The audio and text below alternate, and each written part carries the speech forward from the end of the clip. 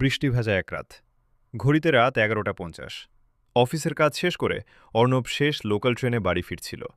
পুরো কামরায় মাত্র 4 জন যাত্রী। ট্রেন যত এগোতে লাগল, একে একে সবাই নেমে গেল। শেষ পর্যন্ত কামরায় শুধু অর্ণব আর সাদা শাড়ি পরা এক মহিলা।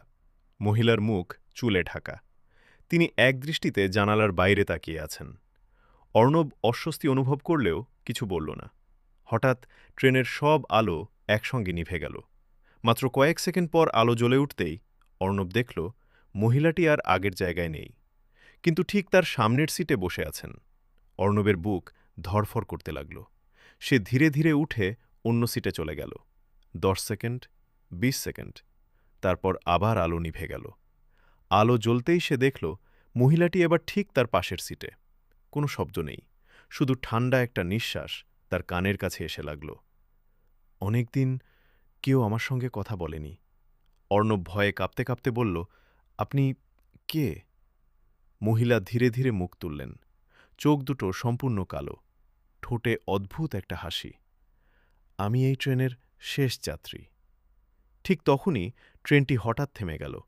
বাইরে কোনো স্টেশন নেই, চারদিকে শুধু ঘন কুয়াশা।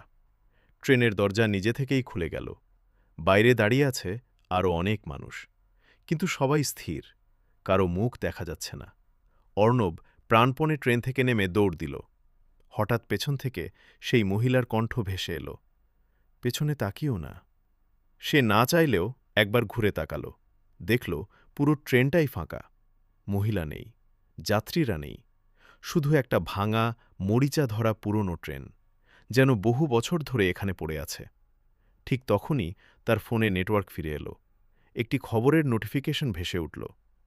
15 বছর আগে এই লাইনে শেষ রাতের ট্রেন দুর্ঘটনায় ৪৭ জন যাত্রীর মৃত্যু হয়েছিল। তাদের মধ্যে এক অজ্ঞাত পরিচয়ের সাদা শাড়ি পরা মহিলাও ছিলেন।